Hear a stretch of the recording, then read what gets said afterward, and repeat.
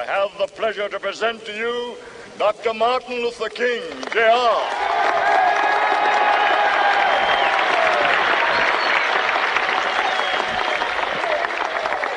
I am happy to join with you today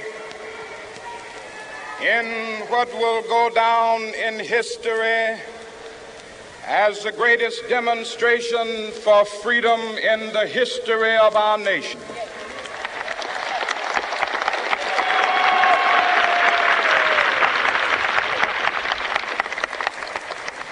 Five score years ago, a great American in whose symbolic shadow we stand today signed the Emancipation Proclamation. This momentous decree came as a great beacon light of hope to millions of Negro slaves who had been seared in the flames of withering injustice. It came as a joyous daybreak to end the long night of their captivity. But 100 years later, the Negro still is not free. 100 years later, the life of the Negro is still sadly crippled by the manacles of segregation and the chains of discrimination. 100 years later, the Negro lives on a lonely island of poverty. I have a dream that one day this nation will rise up and live out the true meaning of its creed. We hold these truths to be self-evident, that all men are created equal.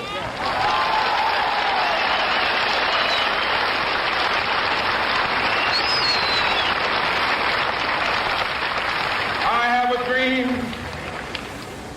that one day on the red hills of Georgia, sons of former slaves and the sons of former slave owners will they be able to sit down together at the table of brotherhood. I have a dream that one day,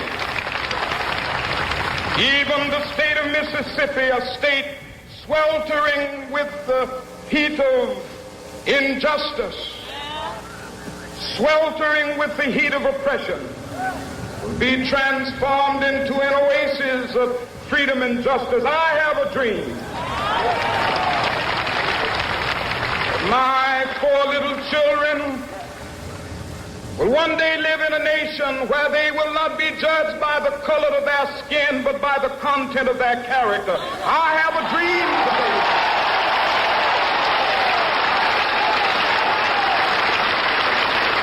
I have a dream that one day, down in Alabama with its vicious racists, with its governor having his lips dripping with the words of interposition and nullification. One day right there in Alabama, little black boys and black girls will be able to join hands with little white boys and white girls as sisters and brothers. I have a dream today.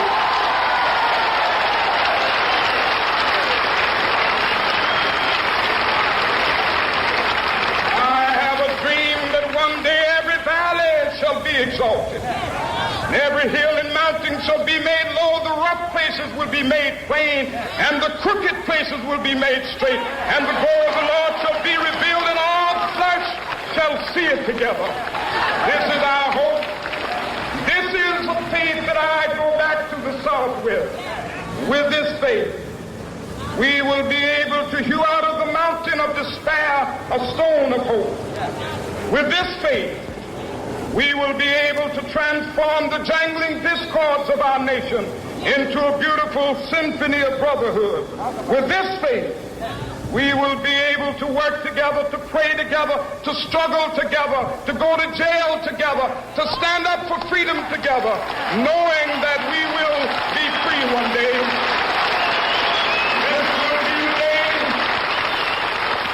This will be the day when all to sing with new meaning, my country, tears of thee. Sweet land of liberty, of thee I sing. Land where my fathers died, land of the pilgrim's pride. From every mountainside, let freedom ring. And if America is to be a great nation, this must become true. And so let freedom ring. From the prodigious hilltops of New Hampshire, let freedom ring. From the mighty mountains of New York, let freedom ring. From the heightening Alleghenies of Pennsylvania, let freedom ring. From the snow-capped Rockies of Colorado, let freedom ring. From the curvaceous slopes of California. But not only that, let freedom ring from Stone Mountain of Georgia. Let freedom ring from Lookout Mountain of Tennessee. Let freedom ring from every hill and molehill of Mississippi, from every mountainside. Let freedom ring, and when it happens, when we allow freedom ring, when we let it ring from every village and every hamlet, from every state and every city, we will be able to speed up that day when all of God's children, black men and white men, Jews and Gentiles, Protestants and Catholics, will be able to join hands and sing in the words of the old Negro spiritual, free at last.